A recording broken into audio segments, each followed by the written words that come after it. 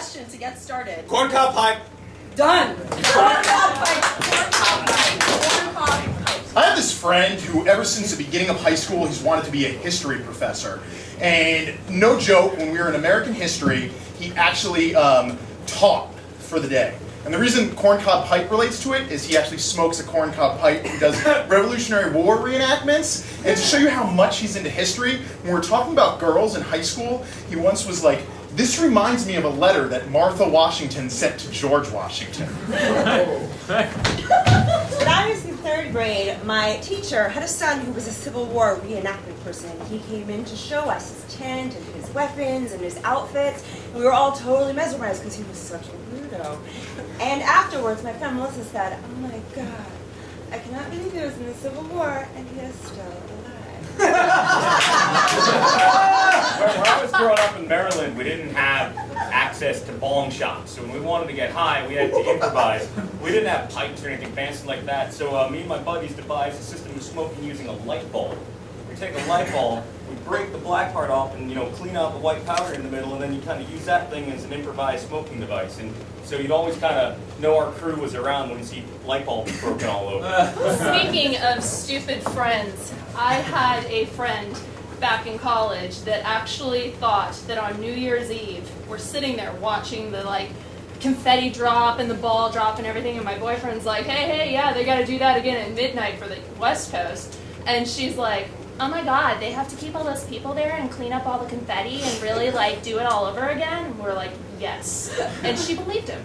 When I was in college, I had this roommate that he and I thought it would be a great idea to get a really big trash can for our little college dorm thing we had going.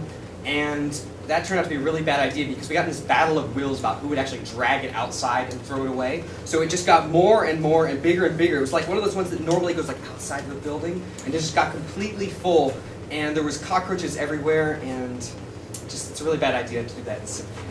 When I was in college, one time they gave us all of the trash cans from our dorm room. It was my freshman year, and they got us all together and they said, okay, we're going to have a fire drill.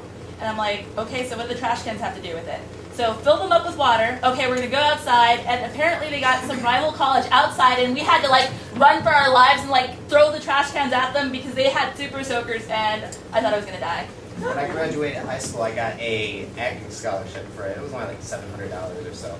But I put off picking it up, and they held on to it for a while. By the time I had actually dropped out of college, I finally went and got the check and spent it on.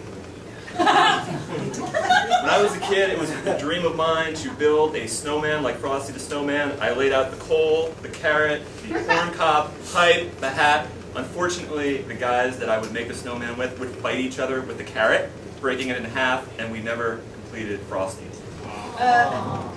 When I was little, I always wanted to have an affectation, like corncob pipe, but a child version. So I would tell people, my name is Sofiya, but I thought the most glamorous name in the world was Anna.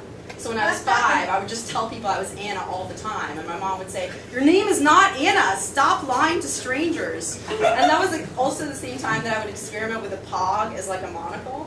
I was a very fancy individual.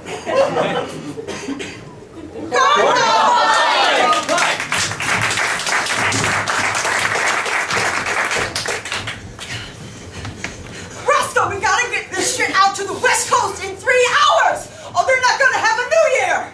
Oh my God, you're right. If this shit doesn't get to the West Coast, there won't be a New Year. The world is gonna stand still. It's on us! I never thought we'd have this much responsibility as janitors. Of Santa. Right. Being Santa's elven janitor sucks. Oh my God. Oh my God. You think that fat bastard would hire a few more? My God, he's been doing it for years, and I'm getting a little tired of it. We used to be on the toy line until you got us thrown off with your crazy hijinks. Oh, come on! I used to build a mean Cabbage Patch doll. The head's on backwards. Come on. We both decided that hijinks were why we got into elving in the first place. God! I could have gone to Harvard and been a lawyer, but no, I chose the hijinks! Come on! I thought I was the naive one. Oh. You're just like all the other elves. Yeah?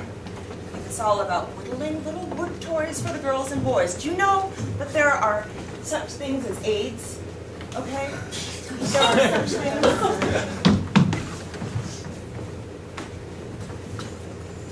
Well, Humphrey, what do you think about the stock market today?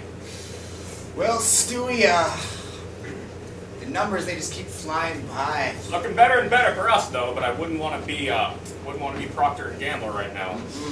No, sir. No, sir. No, sir. So, how's old Stewie doing in Harvard Law? Well, he failed out, miserably. Addicted to crack, kind of living on the street right now. I was afraid of that, but look, I have some friends in Texas that, they might be able to help him out. Hey, he might be my kid, but he can fend for himself. No, come on. Hey, don't tell me how to father my children now. Come on. Perish of thought. Explain these numbers to me. All right. I feel like I should be buying something, trading something. No, I've been standing here for 30 years with this corncob pipe, and I still don't know what the hell's going on. Executive. We're executing right now. Yeah, but I feel like as executives, we should kind of know what's going on. No. Job of executive, figurehead.